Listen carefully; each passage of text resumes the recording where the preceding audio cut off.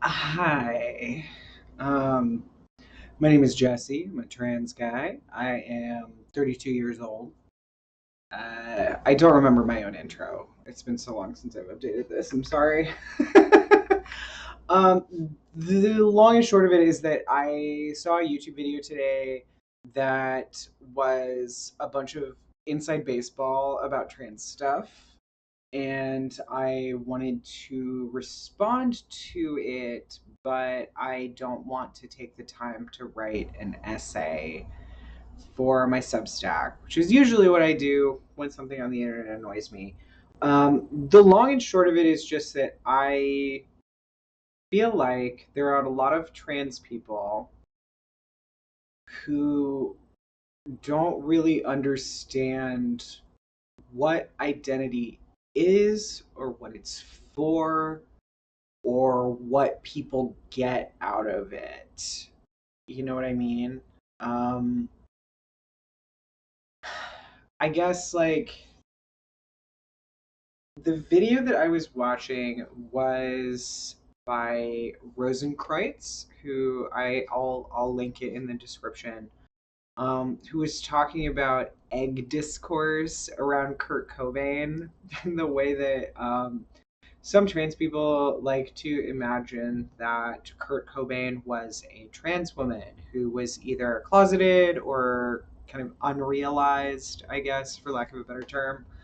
And their video is mostly about like the ethics of reading a dead person's diary, reading and publishing a dead person's diary, and just how kind of weird and yucky that feels sometimes, especially when it's someone who's so recent in time who died like within my lifetime.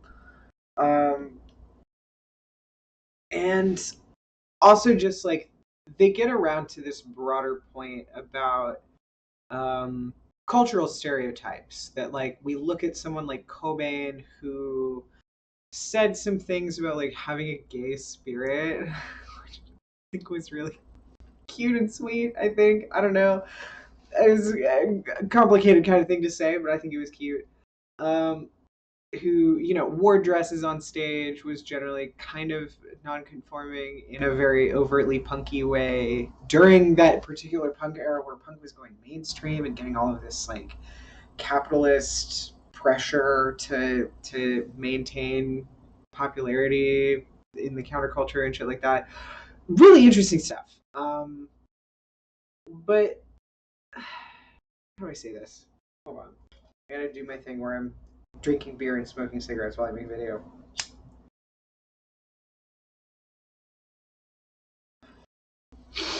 Um, Basically, we look at someone like that who has all of this gender nonconformity in their presentation, and we think, this is a sign.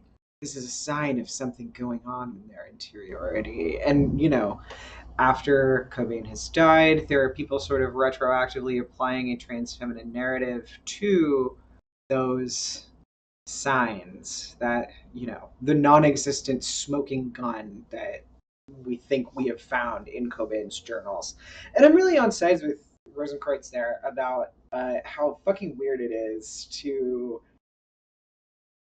just like really want a human being to conform to whatever narrative we find validating or politically useful or whatever today. I do also find that kind of weird.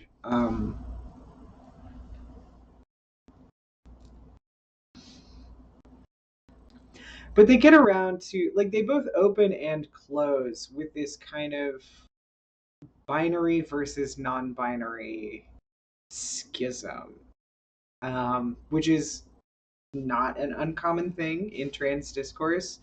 It gets sort of shorthanded in various ways. There's binary trans people versus non-binary trans people. There's people who medically transition versus people who don't. There's trans meds versus too cutes. If you were on Tumblr like 15 fucking years ago, oh my god. Uh, all of it sort of is like trying to find and name an identity, a pair of identities that represent like people who think of transition as something innate, a kind of like spiritual, if not biological, imperative for their well being, versus people who think of transition as like a freely chosen expression of their agency.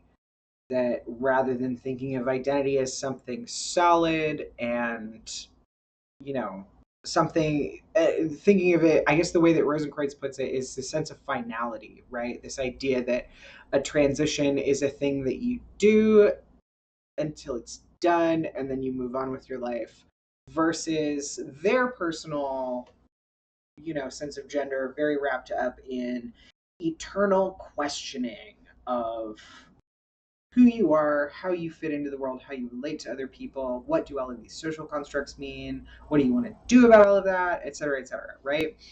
And,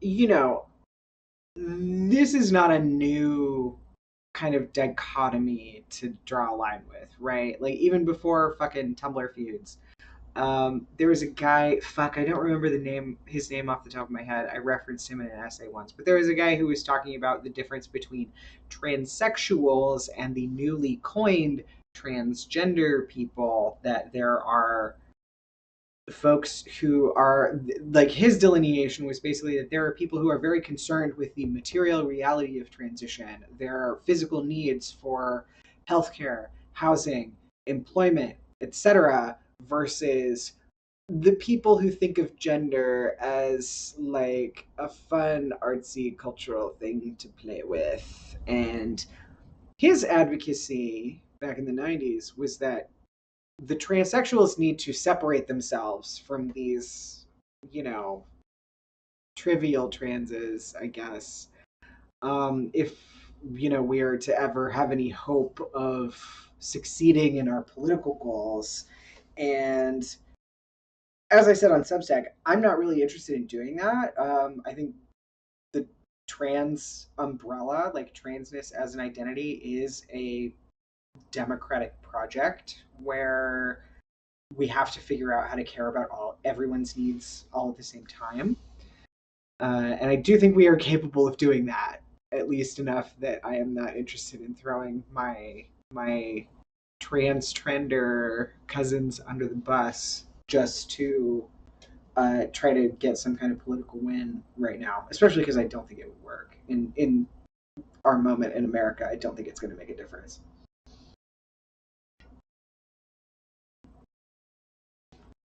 Anyway, point being, I find it kind of frustrating that this delineation gets made. Like, I do think there is a kind of schism in trans culture that way, but just about every possible way we try to delineate it is by ascribing an ideology to an identity in a way that doesn't track with reality, right? In this case, it was Rosenkreutz basically saying that, like, I don't understand how you, as a trans person, you look at the binary and you realize it has no place for you. You realize that the things it takes for granted as, parts of its cultural concept of gender are fallible, are questionable. That, like, if I want to be a man, I have to question the idea that maleness is tied up in having a penis, having a certain kind of body, having a certain kind of, certain set of behavioral expectations and all that shit. And so they're like, well, when you learn to question that stuff, why aren't you questioning everything? How do you still wind up with a male or female identity if you know that these identities are constructed and often punishing, right?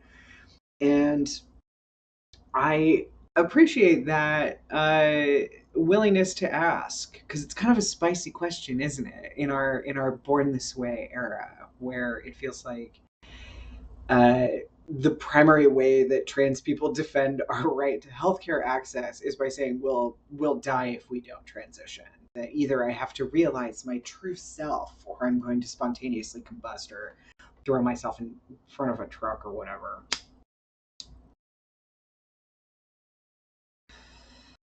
And that also, I know I'm being glib, but like that is very much a reality for a lot of people, and that's sort of what frustrates me about it, is that like we do have to reckon with trans identity as encompassing both people who will die, almost certainly, who do not find um, a cisgender life survivable, and also people who aren't, they don't really have a knife to their neck in the same way, metaphorically. You know what I mean? They're people who saying, oh, I feel like gender is an interesting avenue for self expression, for self understanding, for asking questions about my relationship to society and all of that. And I'm going to opt into it because I want to, not because I feel like I'll die if I don't. Right? And trans identity has to make sense of all of these people at once and figure out what exactly it is we share in common that justifies a shared identity, right? Um, oh shit, I just got texted by a landlord. Hold on. Nope, never mind. Fuck. I'm apartment hunting in Philadelphia right now, so I'm like turbo stressed out about it. Anyway, I guess I just wanted to answer that question of how does someone who knows that gender is a social construct still wind up with a binary identity? And I wanted to respond to that sort of implication that by having a binary identity, you're sort of forsaking the question asking part. You know what I mean? Because I am in sort of a complicated position as a trans man that I don't ID as non-binary. I am pretty aggressive about identifying as a man. Uh, but it's for reasons, reasons other than because I feel like maleness is just my destiny. Like I have political reasons for why I feel strongly affiliated to men, even though I am also very sympathetic to radical feminists and pretty aggressively invested in feminist principles of equality and their history of activist tactics and infrastructure building and all of that kind of thing.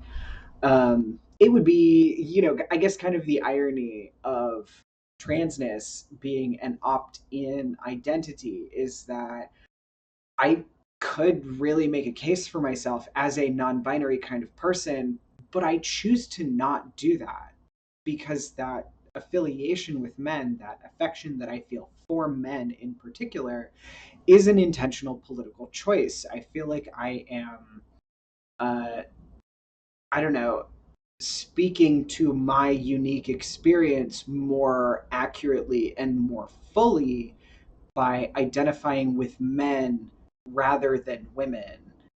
Not because it does me any favors, but because it complicates what everyone else assumes about me and about what maleness means, not just to me, but to everyone around me. Um, I guess, that's sort of just what I don't super want to get into explaining all of the details of that. I feel like again, this is the kind of thing that I would write a book about if I was going to write a book, which I'm not going to do because no one's ever going to pay me for it, and I don't have time. Uh, but I think that the idea of prioritizing self determination in terms of your identity tends to get mapped onto non-binary identity, even though it's a very common opinion, not just among binary trans people, but among cis people also. Because remember, gender abolition, the idea that society would be better off if we just didn't worry about the cultural concepts of man and women, if we just sort of let them fall into the past and be outmoded. That was a radical feminist opinion. That was Shulamith Firestone, long before trans people sort of made that a cultural norm. Um, but yeah, I don't fuck with gender abolition because I mean, it feels like we're throwing the baby out with the bathwater. You know what I mean? It feels like a lot of people who have experienced gender as punishing and restrictive and, just like this horrible sociocultural contest that we're set up to fail at. Of course, we don't see what is good and useful about having a shared identity that is rooted in history and in collectives rather than the individual, right? These sort of, again, I don't want to ascribe this to non-binary people, but it is sort of the vibe of non-binary identity. One of the things that I think is sort of definitional to non-binary identity, at least based on what I have observed of non-binary people, is this sense of, why the fuck would you want to like ascribe to a tradition, or describe yourself via archetypes because they are something that other people already understand, rather than asserting your own individual identity and uniqueness. And I mean, I don't begrudge that viewpoint. I don't begrudge that like set of priorities. I do really like, that's the reason why I see non-binary people, non-transitioning trans people, trans trenders, like whatever sort of like philosophical trans person you think is most cringe. I consider all of those people my siblings, my cousins, my family, even though I am a quote unquote binary transsexual man who identifies as a man, wants to do some medicine about it, wants to reach an end goal of, with my transition, with my medical transition. Those people are still my siblings because I respect and I relate to their sort of assertion of their own individualism, even if I think they are taking it to an extreme. I guess all I mean to say is that, like, I wish that more non binary people, and more people like me who are, again, I'm so critical of the idea of binary trans people because I don't think that binary is just the existence of the cultural concepts of man and woman. It's the way that those concepts are enforced upon certain kinds of bodies, right? Um, when that enforcement is gone, we are no longer talking about the binary. But I'm using binary genders as a shorthand for male and female because that's how everyone talks. Um, but yeah, I wish that non-binary people at least were, I guess, a little more self-aware about the way that our culture, like as queer culture, we're really thirsty for that kind of historical rootedness in our identity, right? Like I've seen so many people complain about how frustrated they are that their personal, like, I'm wearing a dress and people think that I'm a girl for some reason. How could they do that? And it's like, well, I'm sorry, but you're wearing the icons that people recognize as carrying meaning about identity. If you want to change that, you're being a bit of an iconoclast here. And you do, I guess I don't relate to the complaining about that because I do think that those cultural symbols carry a lot of meaning in the same way that flags carry meaning, right? Like if I wear a trans flag and other people see that, they understand something about not just who I am, but how I relate to them, how, whether I am loyal to them, whether I am, willing to show up and fight for them when they struggle, if I can, provide something for them that they need. I'm, sort of marking myself as, hello, I am a person who will help you because we share an identity through transness. And that is the sort of meaning that is carried by identity that I think we sort of lose sight of when we think of identity as something purely restrictive. You know what I mean? Um, I also think that, like, I don't know, again, like when you've dealt with identity as this restrictive thing for so long, it's really easy to feel like it is only ever thus. Like you can't really conceptualize a gender like man as something that actually does have a lot of flexibility and a lot of different archetypes within its broader category that are just as legible to the culture as, whatever the fuck JD Vance is doing. The patriarchs are not the only type of man that exists. And I feel like I've seen a lot of trans people who sort of disregard that flexibility in favor of just trying to do their own thing, even though doing their own thing is really unsatisfying because it doesn't give any sense of collective connection to other people, right? Because you have to have both, right? You have to have a sense of your individual identity, but also your identity in relation to like the local place that you live, the people who share your day-to-day life in the space that you're at, but also your sense of collective identity at like a national scale, whether that's like association with all trans people or a sense of identity based on being an American. Because I guess my other hot take is that I'm a little bit horny for the Declaration of Independence. And I think that my particular individualist, anti authoritarian bent towards understanding trans identity is a very American thing. You know, we hold these truths to be self evident that all people are created equal.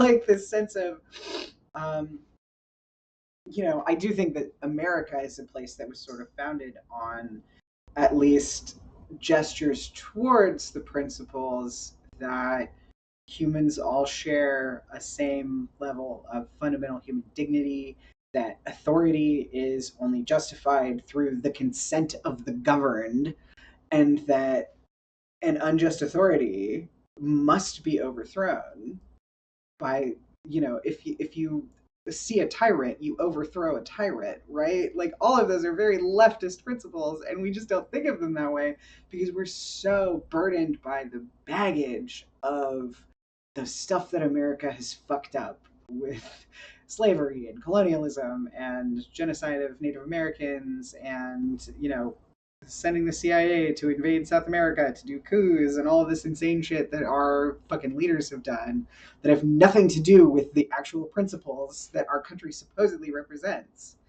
Um, and I don't know.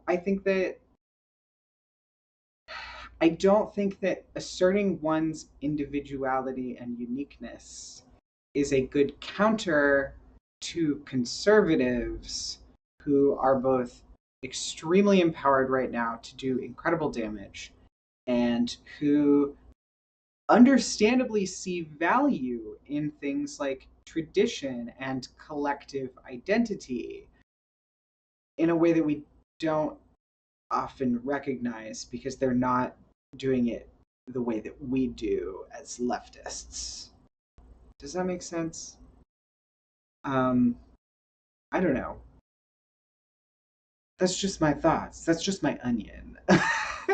I guess I just wanted to make something to kind of offer a explanation, I guess, to people who don't understand how you end up with a binary identity when you know that gender is a social construct.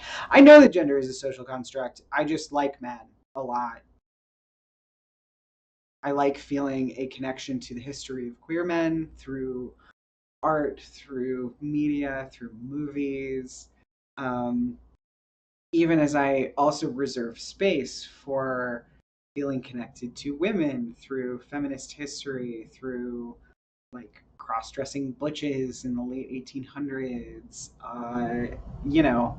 all of this stuff where I guess like the point of all of this that I think trans people kind of shoot ourselves in the foot when we think of identity exclusively in terms of this is a list of unfair, unworthy obligations on me that are infringing on my individuality, that are never going to be worth the effort to uphold, that are never going to reward me in any way. I understand why people feel that way, but I think we have to also understand that identity at least can be something that offers a sense of grounding in your place in time, your place in history, your location, the people who are around you, even if they're very different from you, the people who are like you, even though they are very far away. Um, you know, Even traditional modes of being have a lot to offer. And the only way that we figure out a kind of democratic way forward amongst people who love tradition and people who hate it is to understand both the pros and cons at the same time and then negotiate about what it looks like to work with those pros and cons and balance them, right? Does that make sense? Does that make sense? I don't know. I'm Jesse. I'm an insane transsexual. I hope everyone has a wonderful Monday.